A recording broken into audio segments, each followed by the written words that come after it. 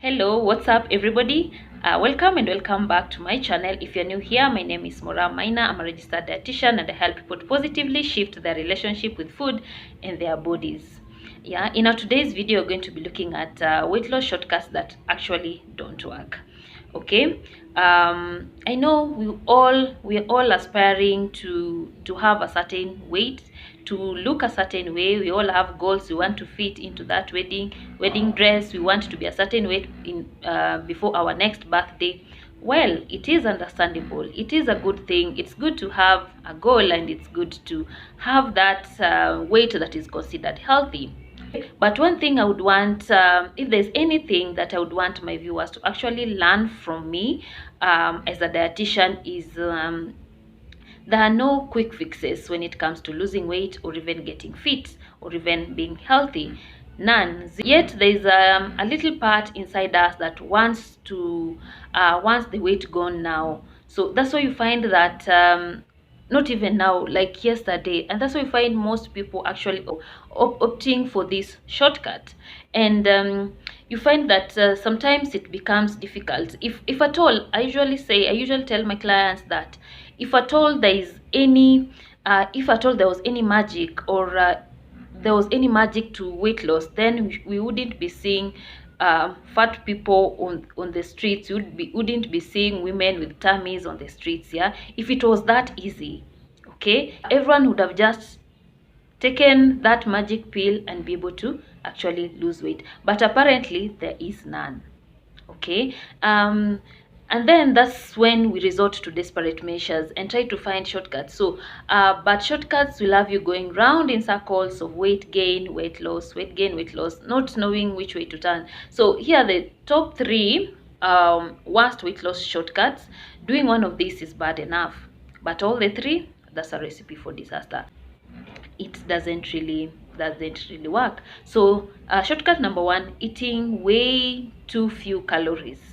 Yeah, we get our calories from carbohydrates, proteins, and also from the fats.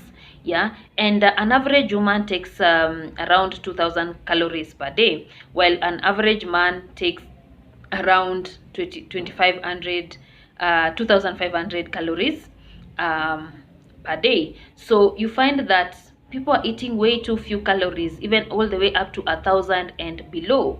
Yeah, so, and you find that this is actually a restrictive, this is actually way restrictive to actually maintain your body.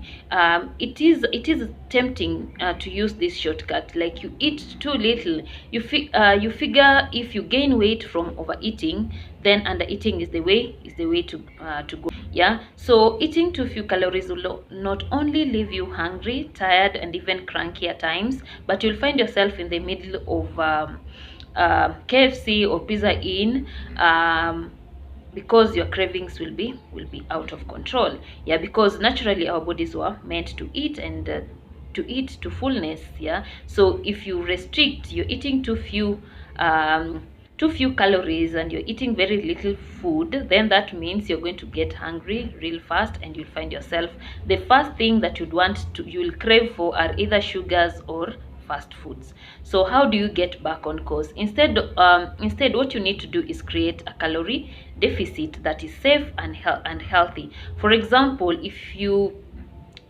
calories intake is supposed to maintain that body that you have, for example, it's around 3000, considering now that you have a bigger body. So the bigger the body, the more calories you need to take in order to maintain that body. So let's say, for example, your calories intake is 3000 or even more. Yeah, so it is safe for you to actually only reduce around 500 calories, and this one will always be able to do it with the help of a dietitian.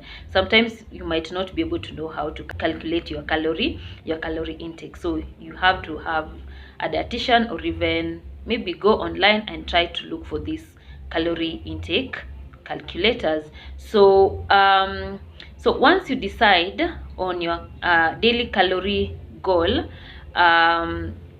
see how hungry you feel, and with your initial calorie goal, and then make small adjustments. Raise the goal if you find you are too if you're too hungry. So once you've been able to figure out how much calories you need to take, and you've put yourself on this calorie deficit, try and work around it. Be more connected to your body, how your body feel. Yeah, so if you feel hungry at your initial calorie goal, then make small adjustments. You can add a plus 100, raise the goal if you are too hungry. So that's how to go about it. It's not like it's fixed. Yeah, you have to also be able to know how your body feels, because by the end of the day we need to be at our best in whatever we do. Yeah, it doesn't matter whether we want to lose weight or not. We need to feel good in whatever situation that you are in. So the next shortcut is eat exercising way too much. Okay, fine, we know exercise is good for our health.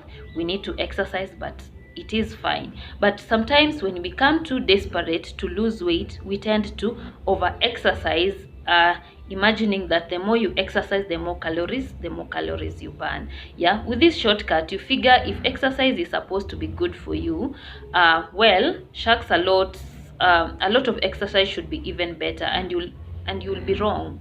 Yeah, so not only do you run the risk of injuring yourself by overusing and overstraining your muscle and joints, but overtraining can also be bad for your health. So overtraining sometimes can lead to symptoms like fatigue, problems sleeping, moodiness, loss of appetite, muscle soreness, and also increase your resting heart rate. So this doesn't sound healthy at all, right? So how do you get back on course when it comes to this training part? So instead of exercising too much all at once to lose weight, look at your current exercise program. Whether you're a beginner or advanced, take a look at what you're currently doing and gradually increase the duration, intensity, or frequency of your exercise program. You find that most of the time, like, it's your day one in the gym and you want to do everything that everyone else is doing. And this is also the importance of having a personal trainer, yeah, so that you don't find yourself having to go to the gym and doing everything in the name of weight loss. The last one is eliminating important foods and food groups. Okay, with this shortcut, some fad diets tell you how you can lose tons of weight by simply eliminating certain foods from your diet, or by severely limiting carbs. Okay, carbohydrates, or you are told to only eat certain foods, for example, detox juice or cleansing juice or whatever, thereby eliminating all other foods. So this shortcut only seems to work because you are actually eating less calories. But eliminating important foods or food groups from your diet can have severe consequences to your health. Sure, fruit is healthy, but fruit only diet lacks protein, fat, and certain vitamins and minerals. So this is not how you want to go about it. So instead of eliminating foods or food groups, work with foods you love and find a way to balance your diet. Yeah, if you don't have a healthy eating habit to begin with, work your way towards eating healthier foods. You need a variety of fruits, vegetables, grains, fats, protein to keep your body healthy. You just can't live on fruits alone. Yeah, track the calories you eat, and then to see how you're balancing out your carbs, protein, and fat. If you don't know how to count calories, then you can always consult a dietitian, or you can use some online application to actually go about it. So bottom line is that there are no quick fixes. So if you start using shortcuts, you run the risk of moving backwards on the road to your weight loss. You'll mess up your metabolism, you'll tire yourself out and feel discouraged with the lack of progress. And fitness, what I usually say is fitness is a lifelong commitment, and sometimes it can be a long road to walk. Make changes you can live with for the rest of your life. Take a straight and a narrow road, and avoid shortcuts. So that's all for today, and see you in our next video.